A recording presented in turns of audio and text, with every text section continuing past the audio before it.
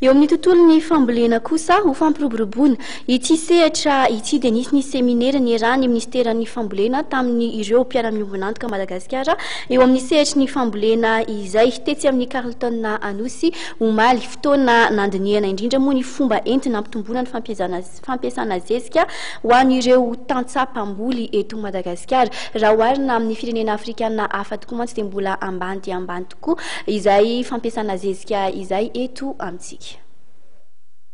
Manodidina ny 3 ka hatramin'ny 7 kilao isaky ny hektara fotsiny ny zezika ampiasain'ny tantsaha malagasy ray raha toa ka mahatratra amin'ny 10 kilao mahery zany ho an'ny firenena afrikanina.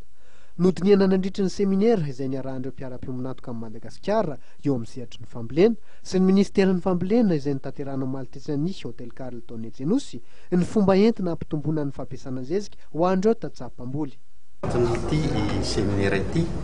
anehoana amin'ireo mpivarotra zezika, mpampiasa zezika ny hoe ahoana ny fomba ahafahandrareo miara-miasa raha ny zezika mineraly ny resahana dia kely dia kely zany fampiasana zezika zany na oharina amin'ny ta zay misy na dia atao aza hoe aty amin'ny Afrika isika. Afrika zao dia efa mahatratra any amin'ny hoe manodididina ny 7 ka hatramin'ny 10 kilao isaky ny hektara ny fampiasana azy fa ny antsika dia mbola eo amin'ny 3 ka hatramin'ny 7 kilao ny tany fampiasantsika zezika mineraly isaky ny hektara jerena eto Madagasikara ary zany indray dia misy fiovavana isaky ny faritra ka ny ety amin'ny faritra voatany ny tena mpampiasa zezika fa ny any amin'ny faritra